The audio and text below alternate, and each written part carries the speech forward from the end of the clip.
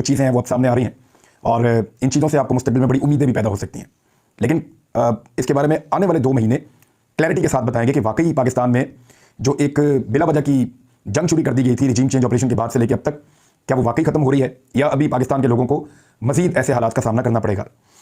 देखिए, इसमें सबसे पहले तो मैं आपको ये बताऊं कि इमरान खान साहब से ये तवक्को किसी को भी नहीं थी पाकिस्तान में, ख़ासतौर पर नवाज शरीफ को, PDM की जमातों को, हुकूमत को और जो बेकारी दानिश्वर हैं उन सबको ये लगता था कि इमरान खान साहब किसी सूरत भी नवाज शरीफ साहब की जो चॉइस है, जिसको शहबाज शरीफ साहब अमली जामा पहनाना चाहते हैं तकर्री के हवाले से, उसको पूरा होने देंगे या नहीं होने देंगे।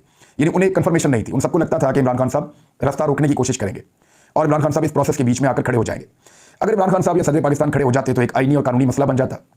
सदर इसको 20-25 दिन तक डिले कर सकते थे, ये मामला अदालत में जा सकता था, आइन की तशरीह के बारे में बातचीत हो सकती थी। बेशक लीगल अरेंजमेंट्स का बंदोबस्त किया जा रहा था, लेकिन उसके बावजूद जब सदर ने और इमरान खान साहब ने इस तकर्री के लिए हामी भर ली कि ठीक है, अगर ये तकर्री करना चाहते हैं तो हम इसके रास्ते में रुकावट नहीं डालते, ये आपकी चॉइस है, आप इनको आर्मी चीफ मुकर्रर कीजिए और सदर पाकिस्तान इसको नहीं रोकेंगे, मेरिट के ऊपर आप समरी पर दस्तखत कर दीजिए। इससे इमरान खान साहब ने 2 चीज़ें साबित की हैं। नंबर 1, उन्होंने ये साबित किया कि वो डरते नहीं हैं, उनको कोई इनसिक्योरिटी नहीं है।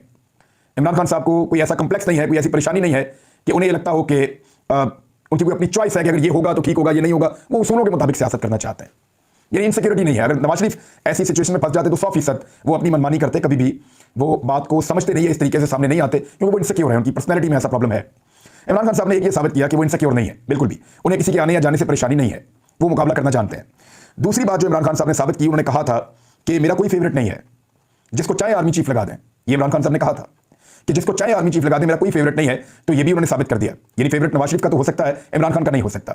इमरान खान साहब के इतने आराम से इस चीज़ को कर लेने की वजह से बहुत सारे लोगों को जो उम्मीद बंदी थी कि एस्टैब्लिशमेंट और इमरान खान के अंदर जो एक तनाव की कैफियत गुज़िश्ता 8-9 माह से चल रही है, यही तनाव आइंदा भी चलता रहे और ये तनाव चलता रहना चाहिए, क्योंकि इस मामले में जितना डिले होगा, जितना झगड़ा होगा, तो उसका नुकसान जो है वो इमरान खान साहब और एक इदारे के दरमियान में खलीज की सूरत में भी पैदा हो सकता था। बहुत सारे लोगों ने इससे उम्मीदें वाबस्ता कर रखी थी, लेकिन जैसे ही इमरान खान साहब ने कहा कि ठीक है, अगर इनकी ये चॉइस है और ये करना चाहते हैं तो मुझे कोई एतराज़ नहीं है।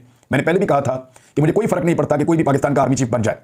तो ये वो इमरान खान है जिनके ऊपर बाकायदा ISPR ने स्टेटमेंट दिया था कि इमरान खान साहब ने ऐसा स्टेटमेंट क्यों दिया। उन्होंने कहा था कि नवाज शरीफ कभी भी मेरिट पे नहीं लगाना चाहेगा, नवाज शरीफ अपना फायदा और नुकसान देखेगा, उससे मशवरा ना करें।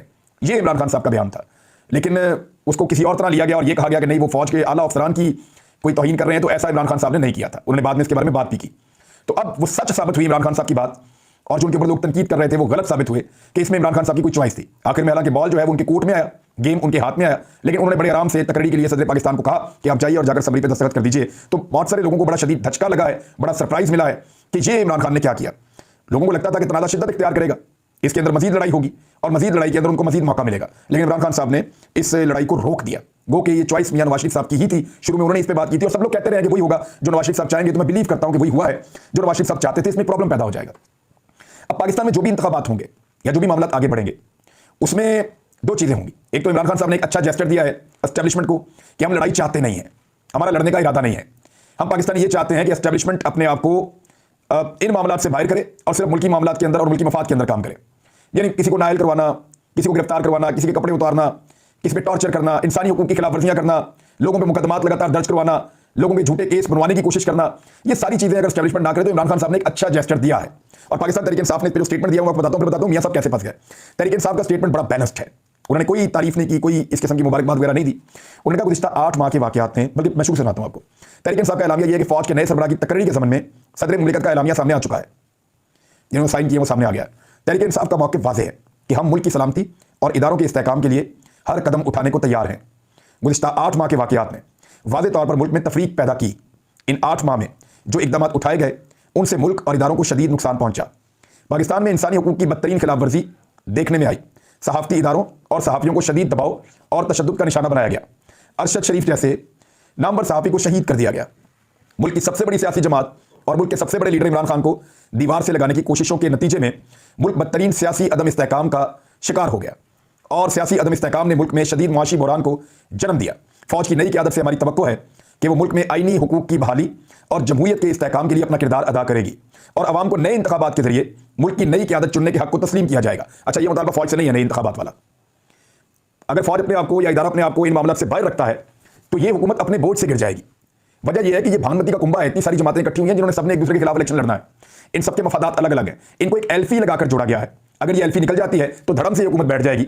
सदर पाकिस्तान जिस वक्त चाहेंगे उनको कहेंगे कि आइए एतमाद का वोट लीजिए, तो शहबाज शरीफ साहब एतमाद का वोट नहीं ले पाएंगे, क्योंकि पाकिस्तान तहरीक इंसाफ के वोट तो मिलने नहीं है। अगर एक पार्टी भी बाहर हो गई तो शहबाज शरीफ साहब फारिग हो जाएंगे और इस तरह पाकिस्तान के अंदर दोबारा इंतखाबात करवाने पड़ जाएंगे। तो ये बड़ा सादा सा मामला है। जब चाहेंगे पाकिस्तान में आम इंतखाबात हो जाएंगे, सिर्फ एल्फी निकालने की देर है।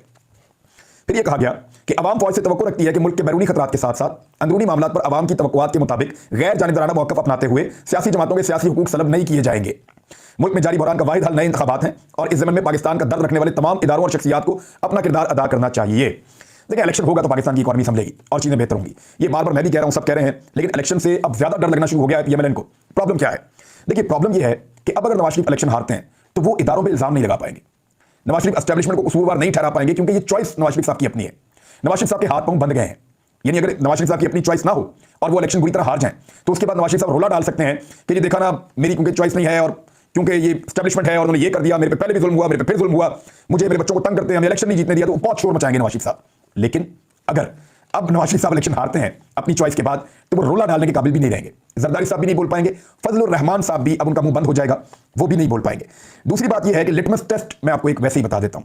लिटमस आपको आराम से पता चल जाता है कि होने क्या वाला है और कौन क्या चाह रहा है। दो चीजों पे, तीन चीजों पे नजर रखिएगा, आपको पता चल जाएगा कि अब एस्टैब्लिशमेंट का मूड क्या होगा 29 तारीख के बाद, जो एक नई तैनाती होगी, इसमें आपको आइडिया हो जाएगा। देखिए, पिछले 8 महीने में लोगों को नंगा किया गया, टॉर्चर किया गया, इंसानी हकूक की खिलाफवर्जियां की गई, पूरी दुनिया से आवाजें उठती रहीं, ह्यूमन राइट्स की तंजीमें बोलती रहीं, हम लोगों को गिरफ्तार करते रहे, एक साथी हमारे शहीद हो गए, अरशद भाई, पाकिस्तान से साथियों को भागना पड़ा। ये हालात पैदा किए पाकिस्तान की एस्टैब्लिशमेंट ने और इंपोर्टेड हुकूमत ने मिलकर। 50 के करीब तो FIR कर दी साथियों के ऊपर, सिर्फ सियासतदानों को 100 से ऊपर कर दी। तो ये तो हालात थे 8 महीने के अंदर। कपड़े तक उतारे गए लोगों के, उनकी वीडियोस तक निकाली गई, रिकॉर्ड की गई, फिर निकाली गई। अगर तो यही सिलसिला जारी रहता है तो याद रखिएगा, फिर कुछ भी नहीं बदला, फिर गेम ऑन है और उसी तरह चल रही है जैसे पहले थी। एक तो ये सिलसिला रुक जाएगा, मुझे ऐसा लगता है, मुझे एक उम्मीद है कि ऐसा जुल्म शायद पाकिस्तान में दोबारा नहीं होगा जैसा पिछले 8 महीने में होता रहा है। दूसरी एक और चीज़ है, इस्लामाबाद पुलिस का रवैया अगर आप देखें कि बदल गया है और बेहतर हो गया है, तो आप समझिए कि अब एस्टैब्लिशमेंट वो नहीं चाहती जो पहले चाहती थी। अगर आप ये देखें कि FIA का रवैया बदल गया है, तब्दील हो गया है और वो उस तरह का जुल्म नहीं कर रहे, तो आप समझ जाइए कि अब एस्टैब्लिशमेंट वो नहीं चाहती जो वो पहले चाहती थी।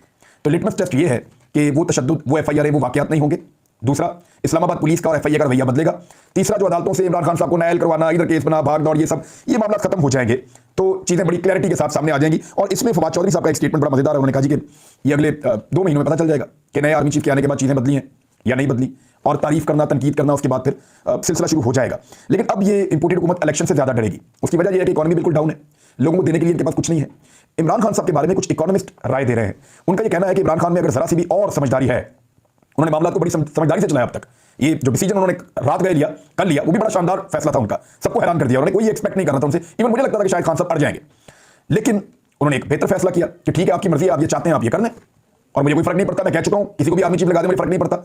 और उन्होंने अपनी जो जबान से कहा उसको साबित कर दिया। तो फवाद चौधरी साहब का ये कहना ठीक है कि 2 महीने में आइडिया हो जाएगा कि एस्टैब्लिशमेंट की रविश बदली है या वही है जो पहले थी। अब एक और चीज़ है, उससे भी साबित हो जाएगा, जिन साफियों को पाबंदियां लगी हैं, उनको चैनल्स पे प्रोग्राम करने से रोका गया है। देखते हैं कि चैनल्स को बंद किया जाता है या नहीं किया जाता।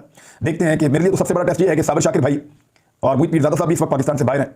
वो लोग दोनों पाकिस्तान वापस आएँ, खासतौर पर साबिर शाकिर भाई पाकिस्तान वापस आएँ और ARY पे दोबारा अपना प्रोग्राम शुरू करें और वहाँ पर उस प्रोग्राम को रौनक दें और पूरा पाकिस्तान उनको देखे।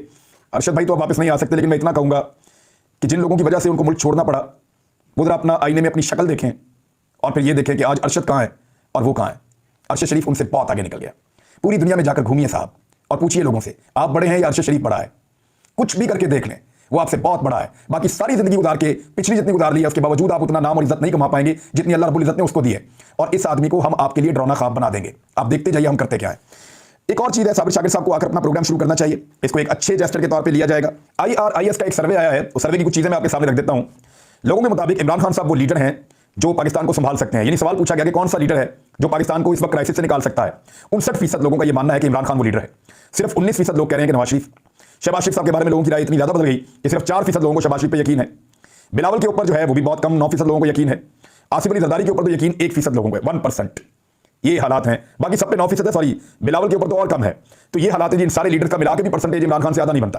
तो इमरान खान साहब पे लगभग 60% लोग कह रहे हैं कि वो पाकिस्तान को इस वक्त क्राइसिस से निकाल सकते हैं। दूसरा, लोगों से पूछा कि आपके ख्याल में अगले इलेक्शन कब होंगे, तो ये लगभग मिलती मिलती राय है। अब आधे लोगों ने कहा जी कि इलेक्शन फौरन हो जाएंगे, आधों ने कहा जी कि फौरन नहीं होंगे, हुकूमत अपनी मुद्दत पूरी करेगी। लेकिन जब ये पूछा गया कि आपके ख्याल में कब होने चाहिए, तो 70% पाकिस्तानियों ने कहा कि फौरन इलेक्शन होने चाहिए।